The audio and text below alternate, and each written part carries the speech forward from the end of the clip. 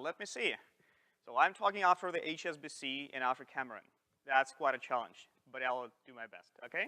So following this tradition of excusing ourselves for having different accents, I have a Russian one. I'm Russian. And I'm going to talk today about futuring by design for startups. And you will probably find out that my talk will be pretty much connected to Cameron's talk. Cameron did a very good job, inviting you into exploring this usually untapped possibility to design your venture with a global impact in mind, with impact that actually leads us towards a better future. So we are going to start with the next slide. Yes. So I'm Russian. I'm going to tell you a Russian story. This guy, Nicholas II, is the last Tsar of Russia. You know that 99 years ago, there was a revolution going on there, right? So, and the Tsar was in the front line, doing this war with the Germans.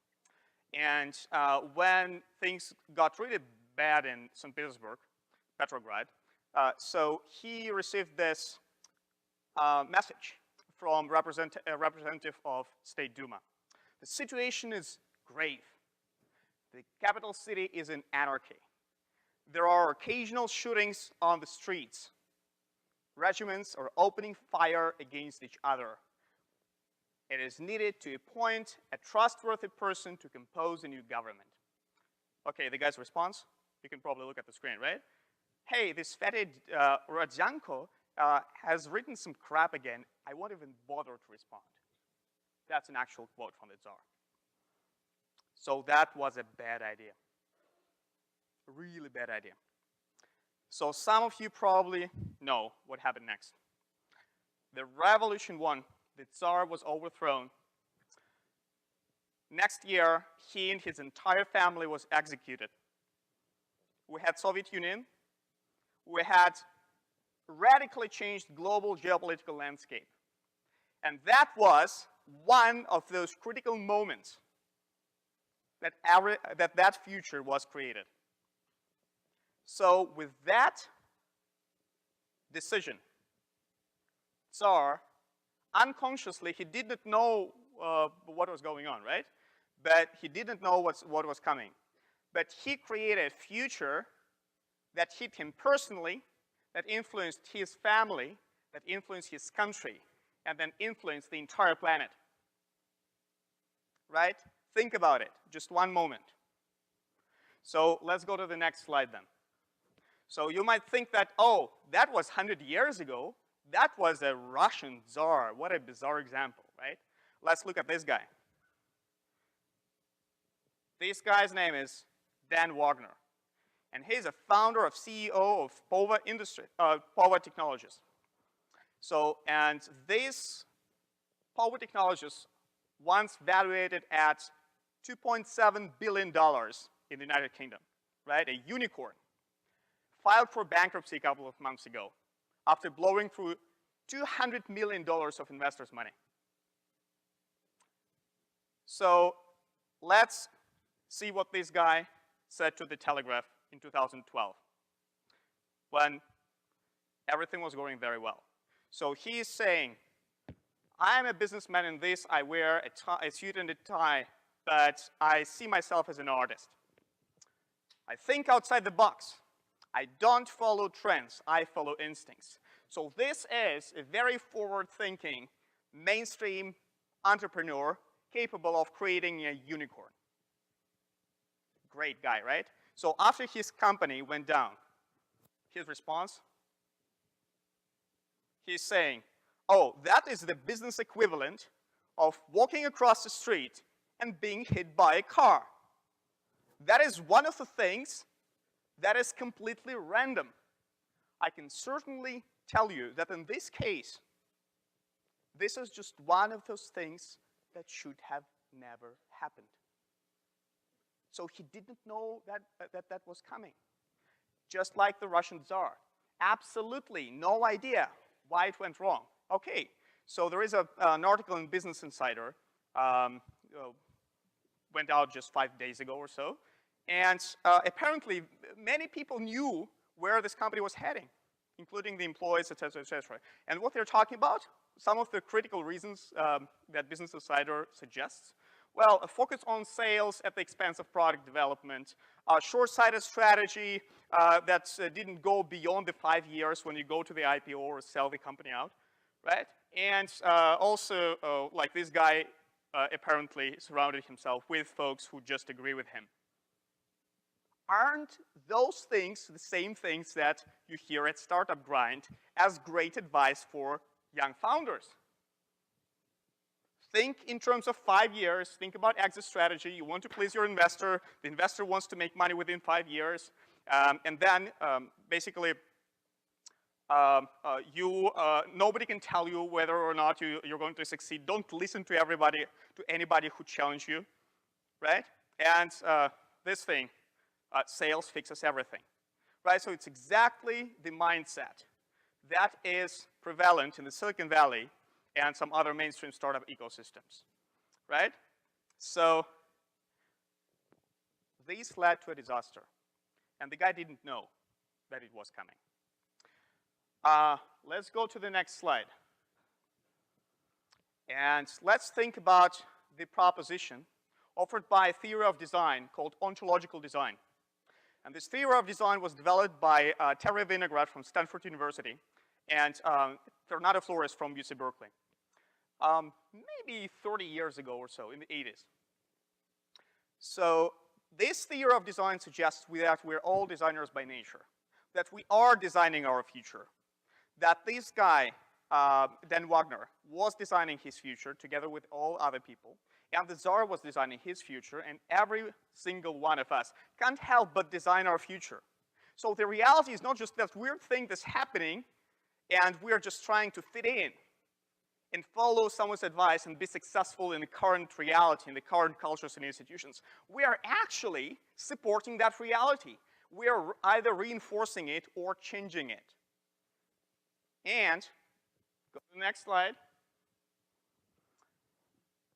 A weird thing that whatever we design, designs us. So it's not just we design the reality comes back and designs us.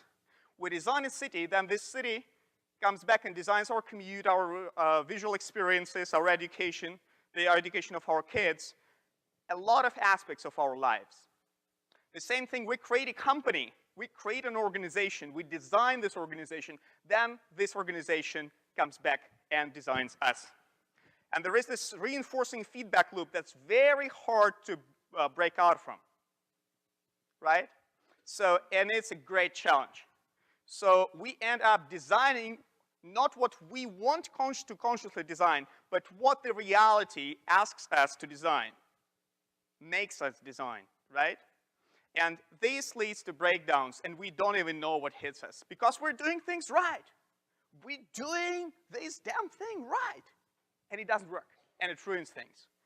And it ruins worlds, and it goes beyond our personal life, and it ruins millions the lives of millions of people, like in the case with the Tsar, right?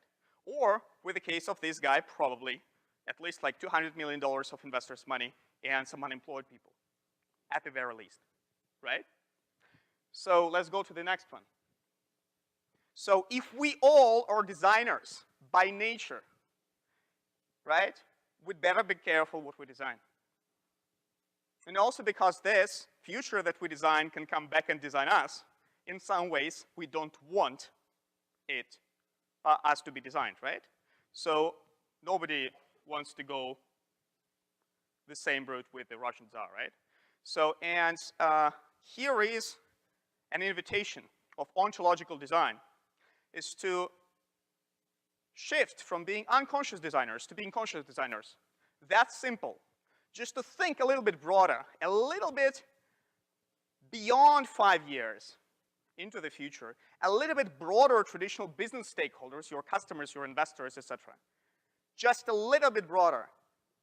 And this thing is systemic, especially today, when everything is increasingly interconnected and changing really fast with accelerating speed. It's complexity. folks, it's complexity. It's a very complex world. And even experts won't give you the answers.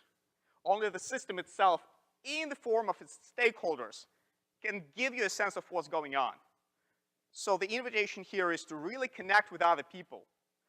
And not only with people who you think impact you, but also with people whom you impact with what you do. Because they will impact you at the end of the day. At least that, right? So let's go to the next slide. So the invitation here is to at least ask yourself some questions. If you start your own company, and maybe in other spheres too, but especially if you start your own company, and especially if you want it to be venture-backed. The first question is, what kind of future are we contributing to? Second question, who will be sharing this future with us? Who are the stakeholders? The third question, why are we designing the future we're designing? And that's a tricky one, right? So who makes us design that future? And let's be aware of it. Let's nobody tell us what we design. Let's make this conscious choice for ourselves. At the next slide. So these three questions go hand to hand with the previous three questions. Now we know what future we're designing. So, and knowing what future we're designing, let's ask ourselves, what kind of future do we want to design? And then with whom we need to collaborate to design this kind of future. And the last one, a very tricky one. How can we navigate those worldviews, cultures, and institutions that impact us in our design? The last three set of questions, I had this question, why are we designing what we're designing? So there are cultures and institutions and mindsets, our own mindsets and other people's mindsets that affect what we do and what we design. So now we need to be here and now within this reality navigating all that. And there is a pressure from investors, there is a pressure from customers, there is investor from your employees, from everybody. But you should be very clear where is all this is coming from and where you're heading with it, and what kind of future you're designing. So the next slide. I'm concluding with this statement. So we are all designers of our future. So please, let's design a good one. Thank you.